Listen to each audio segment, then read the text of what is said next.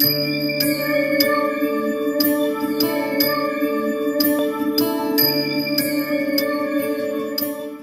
பார்த்தோம் அப்படின்னா கடகராசி 1955, 67, 1978, 1991, 2003, 2014 இந்த ஆண்டில் பிறந்தவங்களுக்கு குரு பகவான் கடகத்தில் இருப்பார். உங்களுக்கு இன்னைக்கு கோச்சாரத்தில் 11ஆம் இடத்துல குரு பகவான் வந்திருக்கார். அப்போ இவங்களுக்கு எப்படி இருக்கும்? கடகராசி உள்ளவங்க இல்லை இந்த வருஷத்தில் பிறந்தவங்களுக்கு அப்படின்னா, இந்த குரு பகவான் வந்து ரொம்ப நல்லவர். 6 குடைவர் 9 குடைவரும். நீங்கள் வந்து ரொம்ப மௌனமாக இருந்தீங்கனாலே போதுமானது. நிறைய விஷயங்கள் சாதிக்கலாம். யார்கிட்டையும் எந்த ஒரு விஷயத்துக்கும் நம்ம போய் பஞ்சாயத்து பண்ணுறது, நான் போய் சொன்னால் கேட்பாங்க, இல்லை போய் ஒரு இடத்துல நின்று தலைமை பொறுப்பு வைக்கிறது, இதெல்லாம் எதுவுமே நீங்கள் செய்ய வேணாம். ஏன்னா மறைஞ்ச குரு வந்து உங்களுக்கு 6 குடைவர் மறைவு அப்படின்னு சொல்லுவோம். பேரு புகழ் அந்தஸ்து பாக்கியாதிபதினு சொல்லுவோம். அப்போ இவர் போய் 11ஆம் இடத்துல உட்காந்துருக்கு. நம்ம அமைதியாக இருந்தாலே நமக்கு சந்தோஷம், மகிழ்ச்சி, லாப உறவு, பதவி உயர்வு, சம்பள உயர்வு இது மாதிரி ஒரு விஷயங்கள் நமக்கு வந்துக்கிட்டே இருக்கும். ஏன்னா ராசிக்கு 3ஆம் இடத்தை குரு பகவான் பார்க்குறாரு. அப்போ 3ஆம் இடம் அப்படின்றது என்ன? நம்மளுடைய முயற்சி. அந்த முயற்சி இப்போ பல மடங்கு வெற்றி தரும். இப்போ இந்த முயற்சி யார் மூலயமா நமக்கு கிடைக்கும் அப்படின்னா, உங்களுடைய உடன் பிறந்த சகோதரன் சகோதரி மூலயமா கிடைக்கும். அதாவது சில சமயம் பண உதவி, பொருள் உதவி இந்த மாதிரி ஏதாவது விஷயங்கள் கொடுப்பாங்க.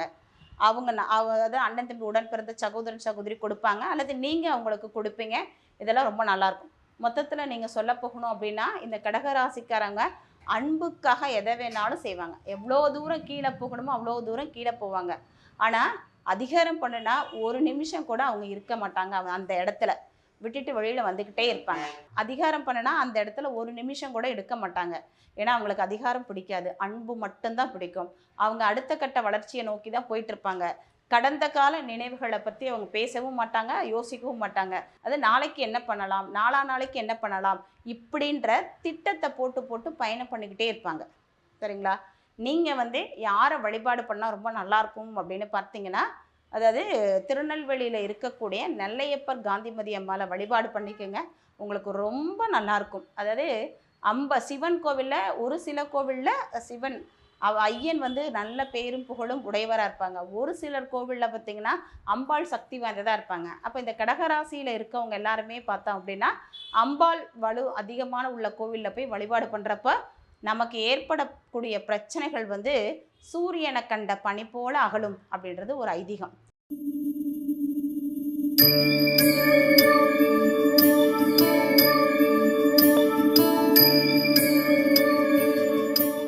அடுத்து விருச்சக ராசி 1959, 1971, 1982, 1994, 2006, 2018 இந்த விருச்சக ராசி. அதாவது இவங்களை மாதிரி உலகத்தில் நல்லவங்க யாருமே கிடையாதுங்க. சரிங்களா? ஏன்னா இது காலபுருஷ தத்துவ பிரகாரம் 8ஆம் ராசி.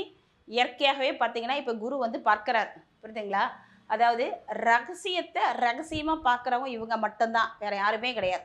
சகலகலா வித்தைகளை கற்று தெரிந்தவர் இவர் தான். ஆனால் ரொம்ப எளிமையாக இருப்பாங்க. எனக்கு ஒன்றுமே தெரியல அப்படின்னு சொல்லுவாங்கன்னா அடித்த சிக்ஸர் தான். புரியுதுங்களா? அதே மாதிரி தொழில் துறையில் பார்த்தீங்கன்னா இவருக்கு தெரியாத தொழிலே கிடையாது. எந்த துறைக்கு போகிறாங்களோ அந்த இடத்துல செகண்ட் கற்றுக்கிட்டு வந்து அந்த துறையில் சாதிக்கக்கூடிய ராசிகள் விருச்சக ராசி தான்.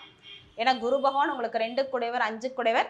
அவர் போய் 7ஆம் இடத்துல தொழில்காரகன் செல்லக்கூடிய கிரகத்தில் உட்கார்ந்துருக்காரு. அதுவும் யாரோட? சுக்கரனோட சேர்ந்து உட்கார்ந்துருக்காரு. அப்போ சுக்கரன் அப்படின்றது என்ன? ஆசைகள் நிறைவேறக்கூடிய ஒரு வாய்ப்பு ஒன்று உண்டு. அப்போ கலைத்துறையாக இருக்கட்டும், இசைத்துறையாக இருக்கட்டும், கல்வித்துறையாக இருக்கட்டும், இதில் எல்லாம் பல சாதனைகளை சாதிக்கக்கூடிய ஒரு வாய்ப்பு உண்டு. அதே மாதிரி மண்ணை தொட்டாலும் பொண்ணாகக்கூடிய நேரம் இதுதான். அப்போ இந்த லேண்ட் புரோக்கர் செய்கிறாங்க பாருங்கள், அவங்க கட்டிடக்கலை நிபுணர்கள், சிற்ப சிலை செய்வாங்களா அவங்க, ஓவியர்கள், இவங்கெல்லாம் நல்லா நீங்கள் சம்பாரிச்சுக்கலாம். இந்த வருஷம் ரொம்ப நல்லா இருக்குங்க. நீங்கள் வந்து ஒவ்வொரு விஷயத்தையும் நல்லா நுணுக்கமாக செஞ்சீங்கன்னா நல்லாயிருக்கும். தீய பழக்க வழக்கத்தில், நான் ஒரு தீய பழக்க வழக்கத்துக்கு அடிமையாக இருக்கேன் அப்படின்னு நிறைய பேர் இருப்பாங்க. இதுலேருந்து எப்படா விடுபடுறதுன்னு தெரியாமல் இருக்கும். அதுலேருந்து கூட நீங்கள் விடுபடக்கூடிய வாய்ப்பு உங்களுக்கு உண்டு. அதேமாதிரி தீராத கடன், பெரிய கடனாக இருக்கும். கிட்டத்தட்ட ஒரு 5 வருஷம் ஆச்சு, 10 வருஷம் ஆச்சு, 12 வருஷம் ஆச்சு, இது முடியவே இல்லைன்னு சொல்லுவீங்க பார்த்தீங்களா? அந்த மாதிரி தீராத பிரச்சனை கூட தீர்வு இருக்கக்கூடிய ஆண்டு தான் உங்களுக்கு இந்த ஆண்டு. இதை நீங்கள் நல்லா சிறப்பாக பயன்படுத்திக்கங்க. நீங்கள் வந்து அதாவது உங்களுக்கு யாருமே அறிவுரை சொல்ல தேவையே இல்லை. நீங்கள் வந்து 10 பேருக்கு அறிவுரை சொல்வீங்க. அந்த மாதிரி அமைப்புள்ள ராசி தான் இந்த விருச்சிக ராசியில் உள்ள நேயர்கள் உங்களுடைய வாழ்க்கை நல்ல வளர்ச்சி அடைய மேன்மேலும் வாழ்த்துக்கள்.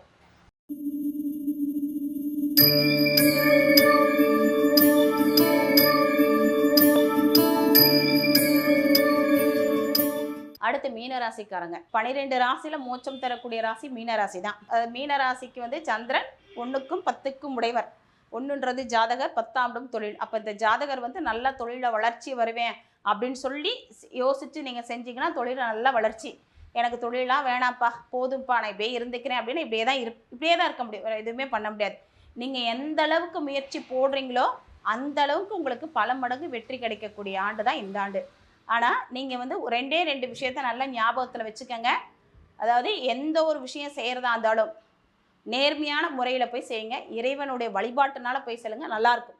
சில பேர் பார்த்தீங்கன்னா இந்த மாந்திரிகம், தாந்திரிகம், அப்புறம் போய் நான் அதை பண்ணுறேன், இதை பண்ணுறேன், மந்திரிக்கிறேன், பூசாரியை கூட்டிகிட்டு மந்திரிக்கிறேன், செய்கிறேன் அப்படின்னு சொல்லி எல்லாம் பண்ணுவீங்க. தயவுசெய்து அந்த தப்பு பண்ணாதீங்க. அந்த தப்பு பண்ணிங்கன்னா இன்றைக்கி உங்களுக்கு தெரியாது, பின்வரக்கூடிய காலகட்டத்தில் நிறைய பாதிப்புகள் வந்துட்டுருக்கும். நேர்மையான முறையில் நீங்கள் செஞ்சீங்கன்னா நல்லாயிருக்கும்.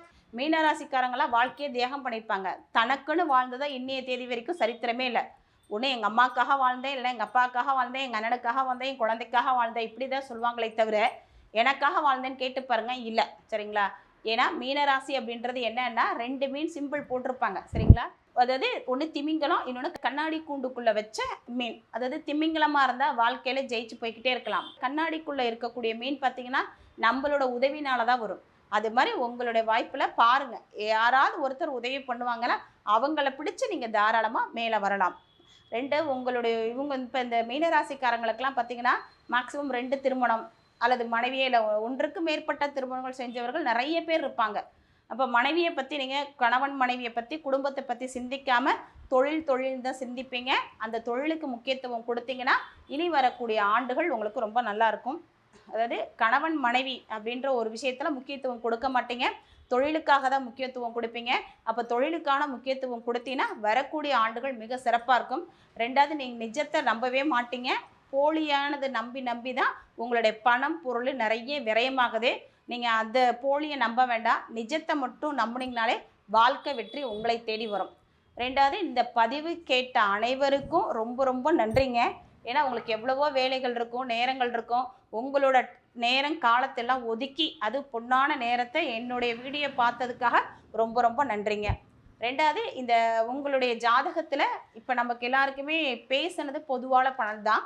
உங்களுக்கு விருப்பம் இருக்கே இதை ஃபுல்லாக பற்றி தெரிஞ்சுக்கணும் அப்படின்னா நான் ஒவ்வொரு ஆண்டுக்கும் உண்டானது எந்த ஆண்டில் இருந்து குரு எப்படி இருப்பார் அப்படின்றதெல்லாம் உங்களுக்கு கீழே டிஸ்கிரிப்ஷன் பாக்ஸில் கொடுக்குறேன்.